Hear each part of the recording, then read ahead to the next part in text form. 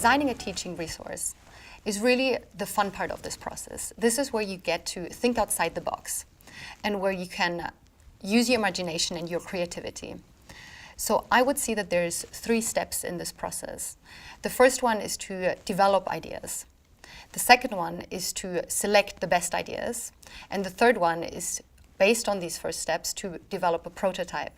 And now I would like to go a little bit more in depth into these different steps.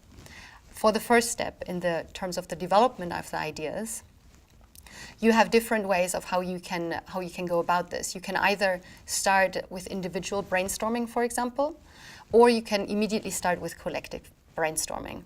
So for individual brainstorming, either persons can, for example, note down some ideas on Post-its, or they can, for example, start with an idea on a piece of paper, which they then share with another colleague who can add on to the idea and continue developing it. Then in terms of collective brainstorming, you can, for example, sit in a circle and then cluster the different Post-its, and you can make a mind map out of this, where you can start relating the different ideas that you each have and try to see the larger picture that you're creating with it and start building on each other's ideas. And I think this is something really important, that there's no bad ideas. Every idea builds on another one. And this is really the ideal scenario as well.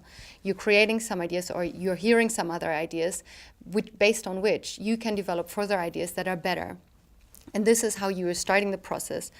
And what's important as part of this is that you can really have wacky, wild ideas that you can throw out there and that you start playing with them with each other, and that it's an open, fair and respectful space where you can share these ideas, so that there shouldn't be any judgments that an idea is of less quality. Because for getting towards making it a good outcome, the process and the different ideas that are building up on each other are just as important as the final output. There's a few things that you can do that can make it easier for you. So I can give you maybe a few tips based on my experience. One is, think widely and think about all different possibilities. Don't put yourself into a box and confine yourself with thinking too targeted at the problem. Try to expand your thinking in the beginning and jot down all the different ideas that you have. And then you can start working more towards selecting each idea and seeing how this relates to the problem that you defined previously. While you're brainstorming, don't hesitate to also get really visual and use your creative talents. Start drawing the ideas that you have.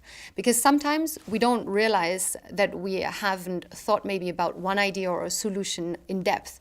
So it can sometimes help to draw out the idea, to look at it from different perspectives, or to go more deeply into the thought process about that one solution.